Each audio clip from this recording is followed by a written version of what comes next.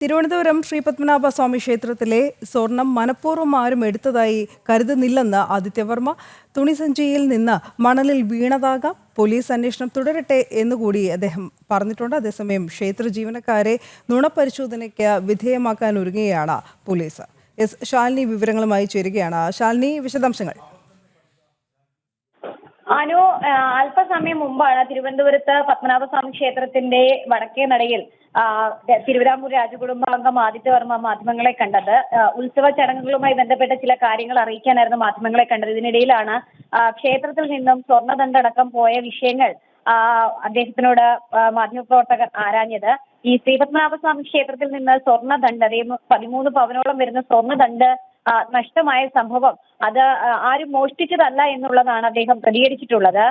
മണലിൽ നഷ്ടമായതാവാം, അതായത് ഈ തുണിസഞ്ചിയിൽ കൊണ്ടുപോകുന്നതിനിടയിൽ എങ്ങനെയോ താഴെ വീണ മണ്ണിനടിയിൽ പൊതിഞ്ഞു പോയതാകാം എന്നുള്ളതാണ് അദ്ദേഹം പറയുന്നത്. എന്തായാലും പോലീസിന്റെ അന്വേഷണം നടക്കുകയാണ്. സത്യം പുറത്തു വരും എന്നുള്ള ശുഭാപ്തി പ്രതീക്ഷ തനിക്കുണ്ട് എന്നുള്ളൊരു പ്രതികരണമാണ് ഇപ്പോൾ ആദിത്യവർമ്മ നടത്തിയിട്ടുള്ളത്. ആരും തന്നെ ക്ഷേത്ര ജീവനക്കാരോ മറ്റ് അവിടെയുള്ള ഉദ്യോഗസ്ഥരോ ആരും തന്നെ അങ്ങനെ മനഃപൂർവ്വമായി അവിടുത്തെ സ്വർണ്ണ ഉരുപ്പടികൾ മോഷ്ടിച്ചുകൊണ്ട് പോകാനുള്ള സാഹചര്യങ്ങളും സാധ്യതകളും ഇല്ല എന്നുള്ളത് തന്നെയാണ് അദ്ദേഹം പറഞ്ഞിട്ടുള്ളത്. ഒപ്പം തന്നെ ക്ഷേത്രത്തിനുള്ളിൽ നിന്ന് തന്നെ ഇത് പിന്നീട് കണ്ടെത്തിയിട്ടുണ്ടല്ലോ എന്നും അദ്ദേഹം മാധ്യമപ്രവർത്തകരോട് ചോദിക്കുകയുണ്ടായി. കൂടാതെ തന്നെ ക്ഷേത്ര ജീവനക്കാർക്ക് നുണപരിശോധനാ നടപടികൾ നടത്താനുള്ള ഇതിലേക്ക് പോലീസ് കടക്കുകയാണ്.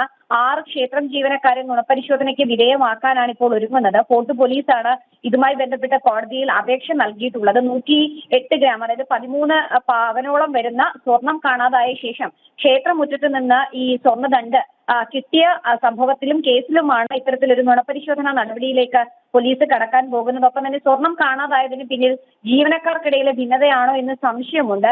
ഈ സംശയത്തിലടക്കം ഒരു വ്യക്തത നേടാനാണ് ഇപ്പോൾ പോലീസ് ഒരുങ്ങുന്നത്. ഇതിനിടയിലാണ് ഈ സംഭവം മോഷണമല്ല, മറ്റേതോ തരത്തിൽ ഇത് എടുത്തുകൊണ്ടു പോകുന്ന ക്ഷേത്രത്തിനുള്ളിൽ തന്നെ മറ്റ് ക്രയവിക്രയങ്ങൾ നടത്തുന്നതിനിടയിൽ എടുത്തുകൊണ്ടു പോകുന്നതിനിടയിൽ മണ്ണിൽ പോയതാണ്, അല്ലെങ്കിൽ താഴെ വീണ മണ്ണിൽ പൊറിഞ്ഞു പോയതാണ് എന്നുള്ളൊരു പ്രതികരണം ഇപ്പോൾ ആദിത്യവർമ്മയുടെ ഭാഗത്തു നിന്നും ഉണ്ടായിട്ടുള്ളത്. എന്തായാലും കാര്യമായ മോഷണങ്ങൾ ക്ഷേത്രത്തിൽ മുൻപ് നടന്നിട്ടില്ല എന്നുള്ള കാര്യം കൂടി അദ്ദേഹം പറയുകയുണ്ടായി.